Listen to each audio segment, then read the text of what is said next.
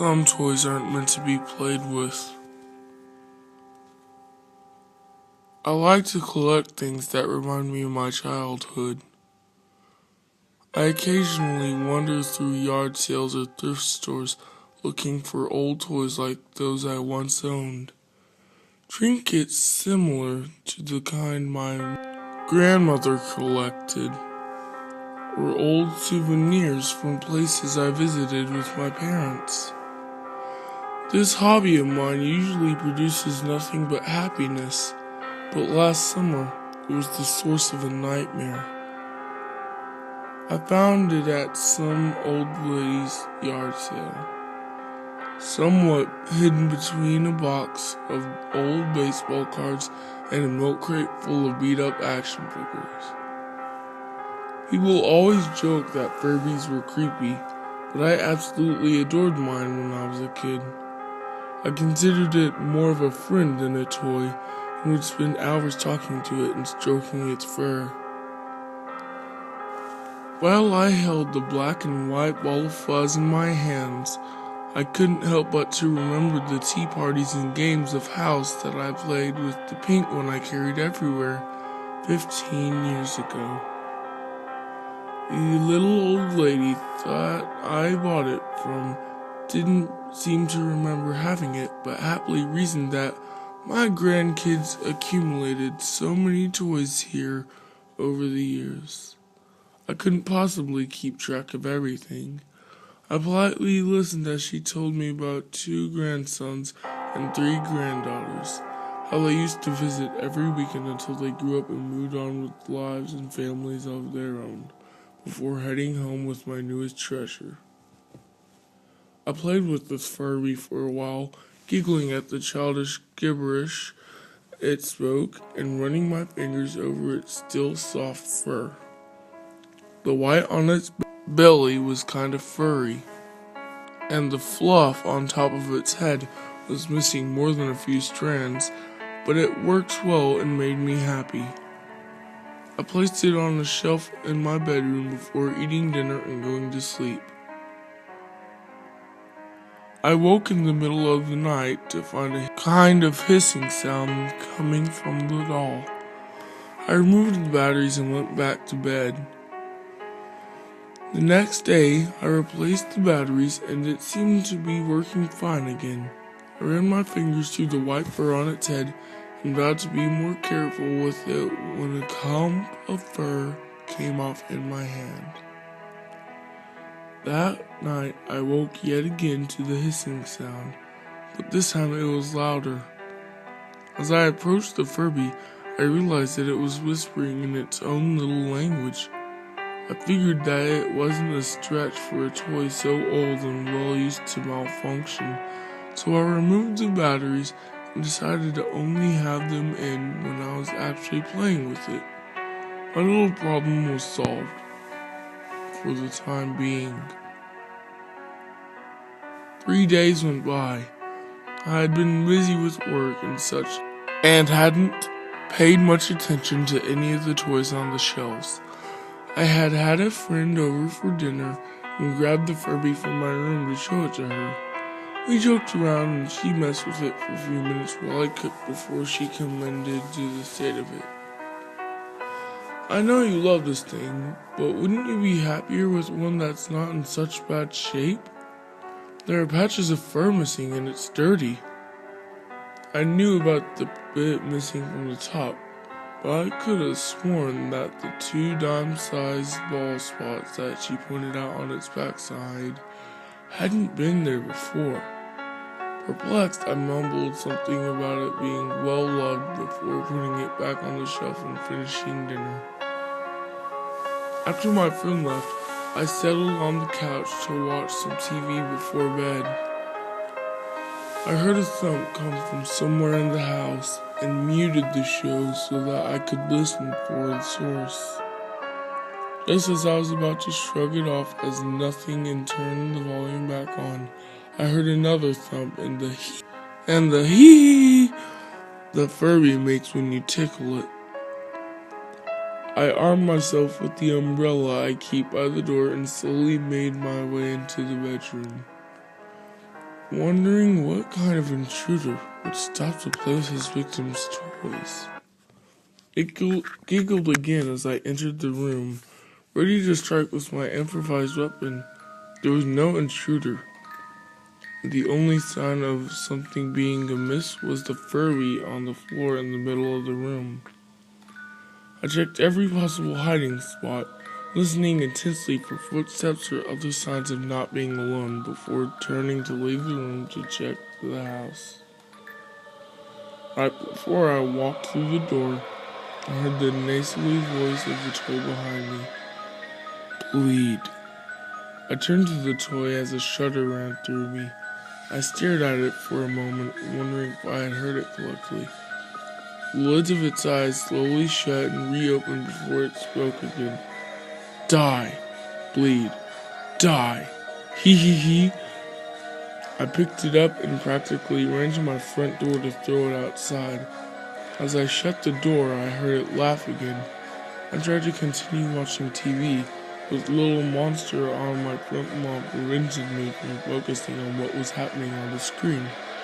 After about an hour of jumping at every little noise and nervously glancing at the windows that looked out at the yard, I went to bed and spent the night dreaming about the tiny, fuzzy demons attacking me.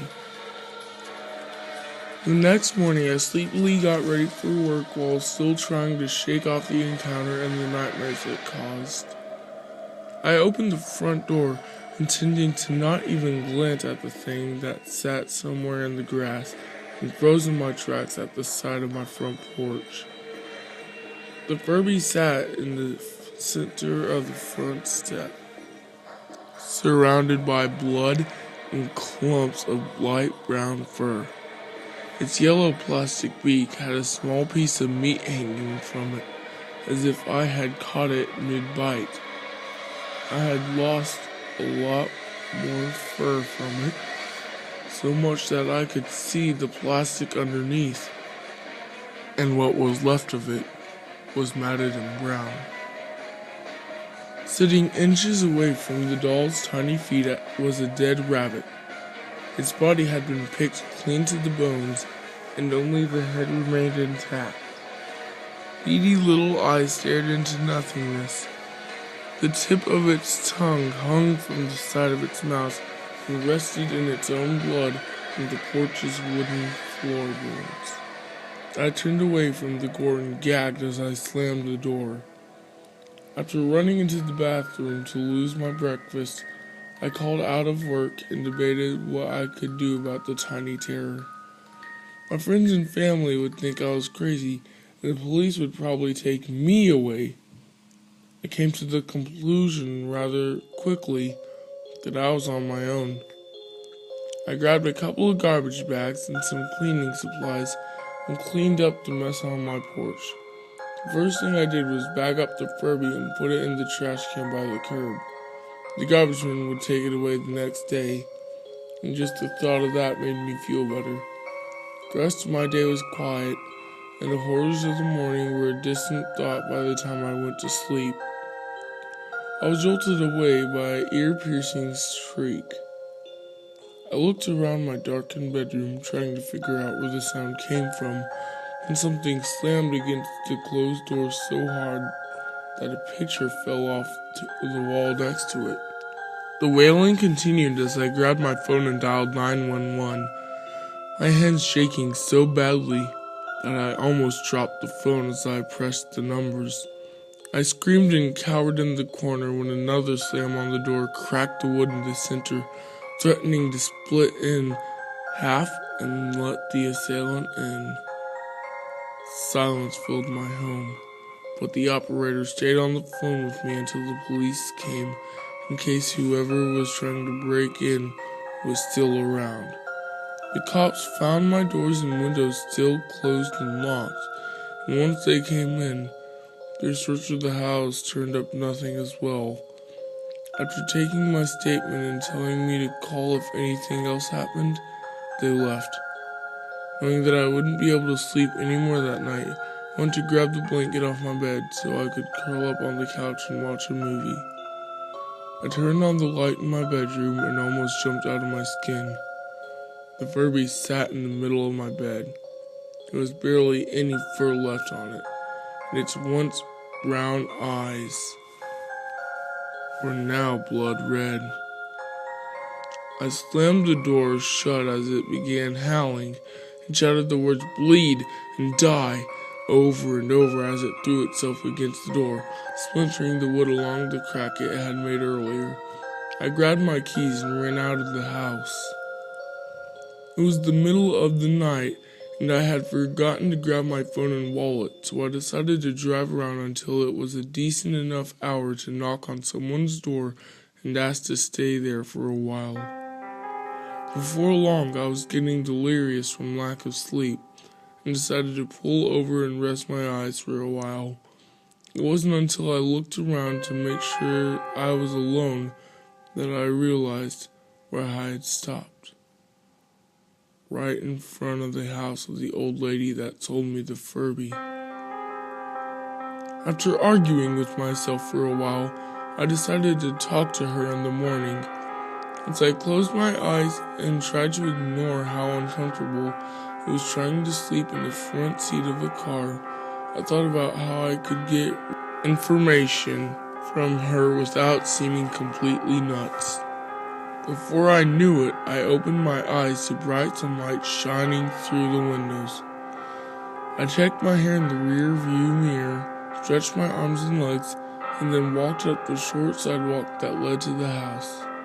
I opened the screen door and knocked, and was surprised when the inner door swung open a bit. I called out a greeting before pushing the door open a little further.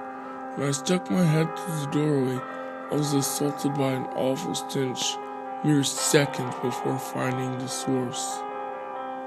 The sweet little old lady who had sold me the Furby was lying on her back in the center of the living room floor. The color in her once brown eyes had paled and glazed over, and her sagging skin had begun to turn gray.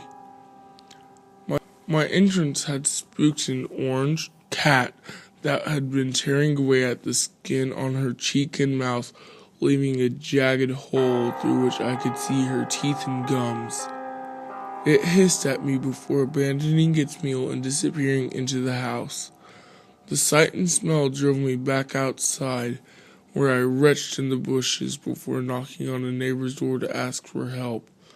I spent a few hours there repeatedly explaining to the police why I was there and how I had found her. I left out the part about being terrorized by an old plaything and simply said that I wanted to see if she had any toys left over from the yard sale that I could buy. When they finally said I could leave, I got into my car and drove away without yet deciding where I would go. I had traveled about a mile before I heard a rustling sound in my back seat. It was a good thing there was no one behind me, because when I saw the Furby sitting against the passenger side door, I slammed on the brakes and jumped out of the car in a panic. It began laughing as I paced in the street with my hands pulling out the roots of my hair, but it was no longer than the slow giggle. Instead, it was a heinous cackle, deep and clear, with no hint of the nasal childlike voice. Tears of anger filled my eyes. I was tired of being scared, done with being bullied by something I could hold in my hands. More than fed up, I decided to end this. I got back in the car and drove home, clutching the steering wheel so tightly that my hands turned white while trying to ignore the laughter and chants of bleed, die that came from the back seat. After parking in my driveway, I grabbed the doll by the ear that hadn't fallen off yet and carried it to the backyard. I threw it in my charcoal grill, doused it with lighter fluid, and threw a match into the basin. I watched as the remaining fur and cloth burned away before the plastic underneath began to melt. The Furby wasn't laughing anymore. It screamed in agony, its voice getting lower and more distorted as it reduced to a pile of plastic goo. When it finally went silent, The flames changed from a bright red orange to a deep green. Thick, black smoke poured off the mess as the flames died down, and it all ended with a bang that sounded as if someone shot a gun right next to my ears. In seconds, the fire went out completely and the smoke cleared. Relieved that the whole ordeal seemed to finally be over, I looked into the bottom of the grill to assess the damage. It was empty.